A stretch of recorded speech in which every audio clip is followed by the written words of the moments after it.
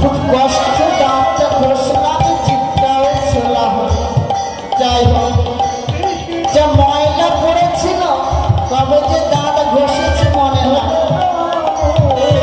এই যে এটা কোন দিকে দেওয়া হবে ভেবে পাচ্ছি না। এই সামনের দিকে না, এই দিকে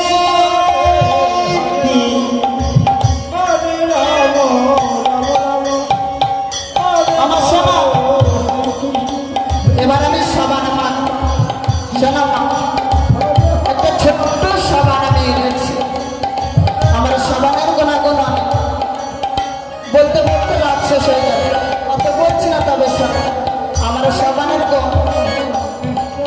দেহের ময়লা তো দূরে যায়, আমার এই সাবানে মাখলে মনের ময়লা দূরীভূত হয়ে যাবে। দেখেছো মা, আমার এই ছোট্ট একটি সাবান। এই সাবানটার নামে কি জানো? শ্যামলা সাবান। দেখো মা, আমি সাবান মাখছি।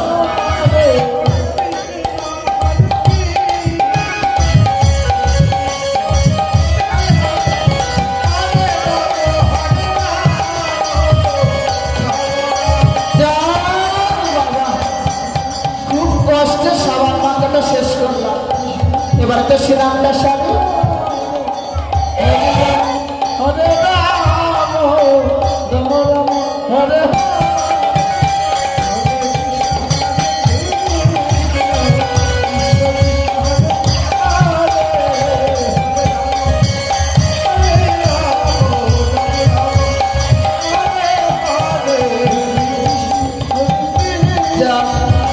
সিনামে করা শেষ করে ফেলে।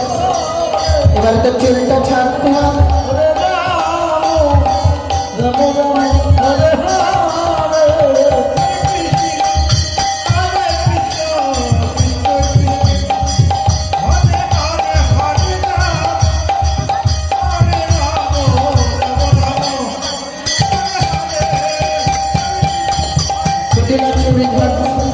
এমন সময় বউয়ের কথা মনে পড়েছে, সেই সাত সকালে বেরিয়েছে।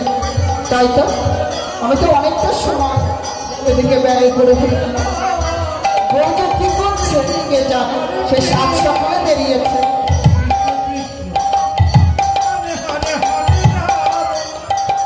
দেখি গিয়ে বউ কি করছে। বউকে খুঁজতে যেতে হবে। অন্তর্গত হয়ে মহিলা চলেছে, বউ কোথায় আছে খোঁজিবার লাগে। অনেক খোঁজাখুঁজির পর দেখতে পেয়েছে বউ সব সুন্দর চরণে পুষ্পাঞ্জলি দিচ্ছে। দেখো, এই জন্য বউ সাত সকালে চলে আসে।